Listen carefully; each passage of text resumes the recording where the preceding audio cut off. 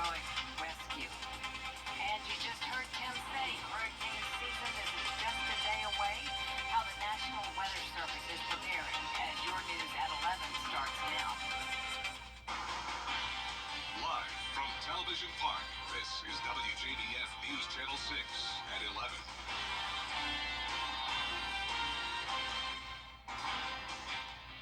Good evening, everyone. I'm Jenny Montgomery. Thank you for joining us.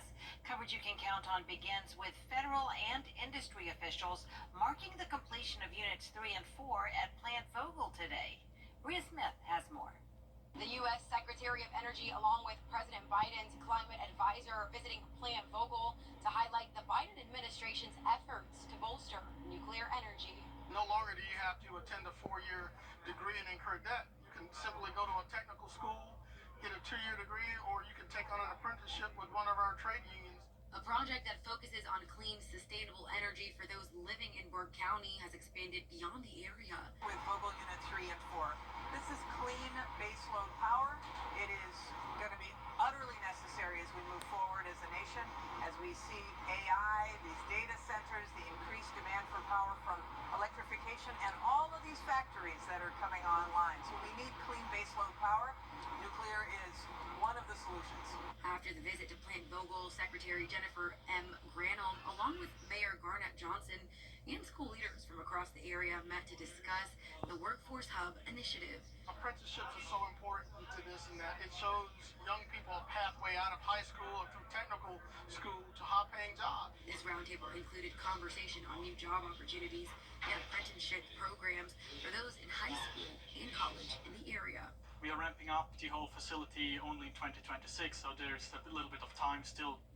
What we need is people really, besides the commitment to GF and besides the commitment of what we're doing, what we need is people who are into robotics, people who maybe like to work on cars on the weekends and work on machines during the week, so that's what they could do at GF Casting Solutions. Many new companies like ScienceCo, GF Casting Solutions, and others are rooting themselves in Augusta and making sure those in the community have access to the opportunities now and in their near future. The White House announced the Workforce Hub initiative in 2023 as a way to ensure Georgians have access to high-paying jobs. In Burke County, Bria Smith, WJBF, News Channel 6. It is time now for a first check of the forecast, and for that, we turn to Chief Meteorologist Tim Miller. And Jenny, today, the last day of May, isn't it, Jenny? All right, Tim, thanks so much. The National Weather Service is preparing for a busy summer this year. Due to strong ocean currents, this year's hurricane season may be more active than usual. The NWS says there's an 85% chance of above-average hurricane activity. They are predicting up to 25 named storms through November. Beginning tomorrow, our News Channel 6 weather team will be taking a look at how you can prepare for hurricane season in the CSRA. Some church members in South Carolina want to know who vandalized their church. Isabella Moody has the story. Susan Union Baptist Church in Beach Island was broken into sometime last week. The church was left with pews flipped over and broken windows, and the pastor is looking for answers. These are the times that we perhaps are living in when the heart of man is growing wicked. There's no love. It's sad to see that there's no respect even for the house of God anymore. The church was originally called the 7 Mill Baptist Church and has been around since 1893. It moved to its current location on Cracker Neck Road in Jackson in 1896 when the land was donated. They changed the name to Susan Union Baptist Church in honor of Susan Bowler, who had given them the property. And so they've had that property for a long time. The congregation only meets once a month for services. Pastor Abraham Smith Jr. was sad when he had heard about the vandalism. We will try to do what we can to get it back. Just one Sunday a month we come in and just give God praise. And just thank God for keeping the building as long as he has. This isn't the first time that the church has been vandalized. And it's been vandalized several times. I know the last time before this one was some teenagers. And they do not know who did the vandalization, but will not be pressing charges because of what Pastor Smith Jr. believes. The word of God declares that vengeance is mine, says the Lord. So I'll go out and stretch out on his word. The sheriff's office will be making a note and checking the area every once in a while. In Beach Island, Isabel Moody, WJBF News Channel 6. A North Augusta man rescued a stranded kayaker on the Savannah River. It happened Wednesday night. Shane Thompson lives on the South Carolina side of the river. He heard a kayaker screaming out for help, got in his boat, and headed to where the screams were coming from on the Georgia side. He had to leave his boat, get in a kayak, and then swim the rest of the way. The stranded man had fishing line wrapped around his legs and an injured ankle. Thompson helped free the man and got him safely to paramedics. I feel like I was grateful to be there. I do believe that, the Lord puts people in certain places at certain times, and I was probably one of the better equipped people to be at that place at that time. Thompson says if he were in a similar situation, he hopes someone would help him out too. And if Shane Thompson seems familiar, you may know him from Windsor Fine Jewelers. The home of the Little Green Box could leave its Washington Road location and move to the old Comcast building off Riverwatch Parkway. Plans are still being ironed out, but Thompson says they'd have the space to bring in Friedman's Jewelers and the Armory as well. We've had some interested parties in our property for quite some time. There's of course a lot of rumors and information that flies around. So, we've been in discussions with a party for quite some time, a number of months, and finally getting to a point where, there may be an opportunity for us to move forward. It's not 100% yet, but it's probably about 90%. 2025 will mark Windsor's 50th anniversary, and Thompson says they've outgrown their current space. No timeline yet, but he'd like everything to be set in stone in the next few weeks. Coming up is a big day for Augusta Tech seniors. We'll take you to their commencement ceremony when coverage is down on continues. Well, if you're like me, tomorrow's like Christmas. I love yard sales, and tomorrow's the big 23 yard sale all up and down Highway 23 from Batesville, Leesville to Edgefield. There's going to be all types of things out for sale. I'm going to be there. I'll see you. The weather's going to be great too. The sunshine, high as the 80s. All right, thank you, Tim.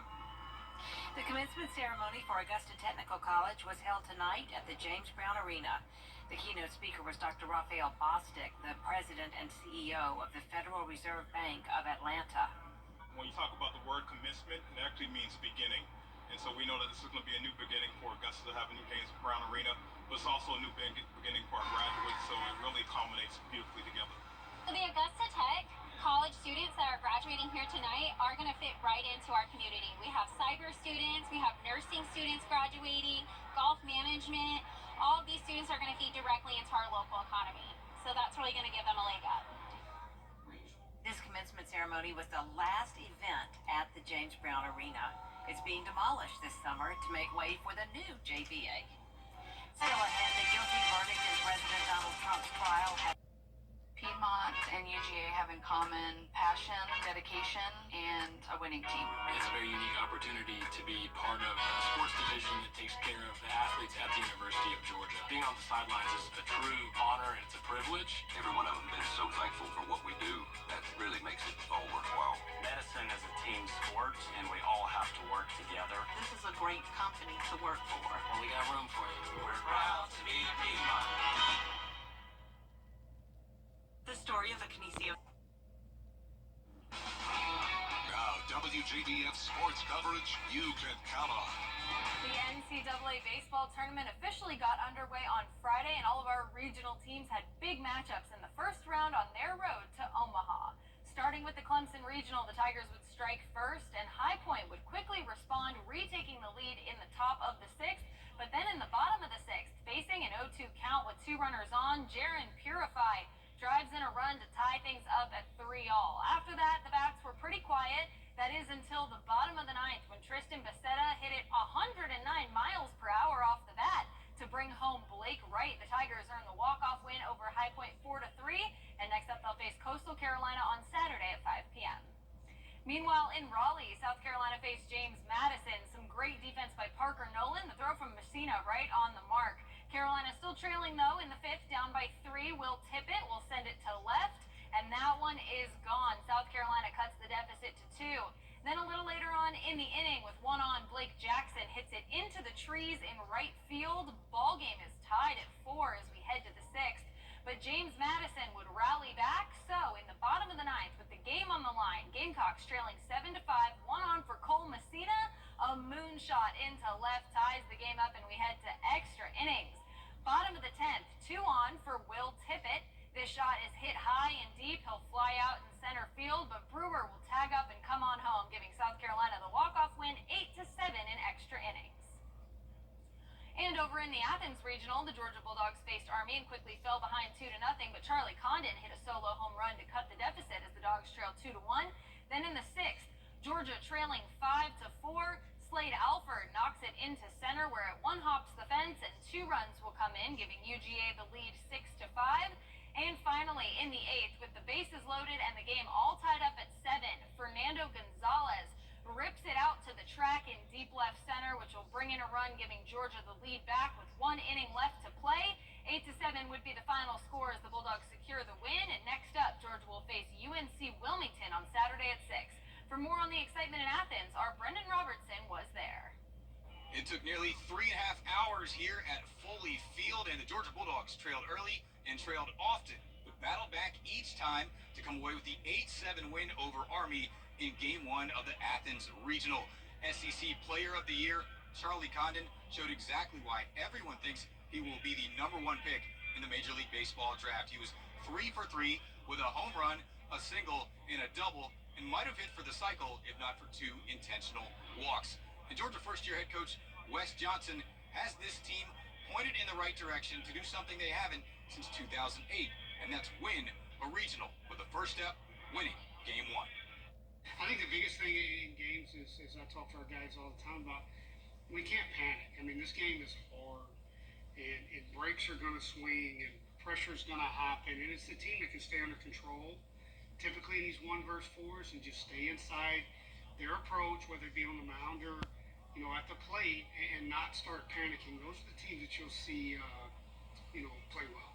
We always want to come out and set a strong tone offensively and kind of set the pace for the game, but when they throw a punch early like that, it tests what you got in the dugout.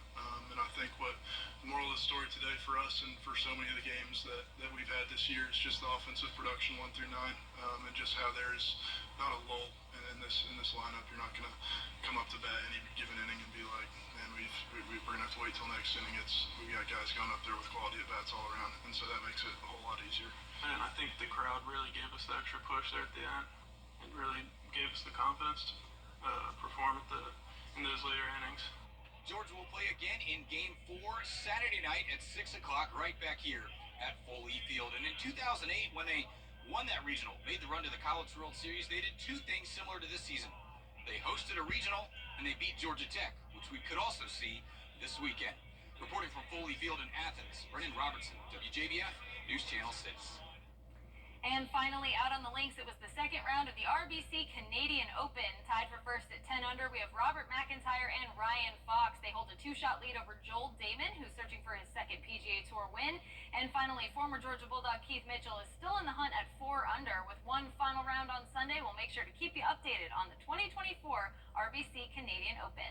That does it for sports.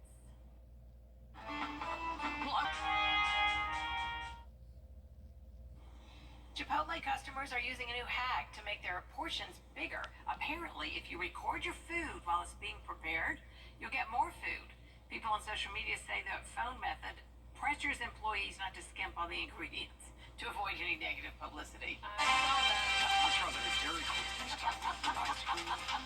Love it. That's their report. Have a nice weekend.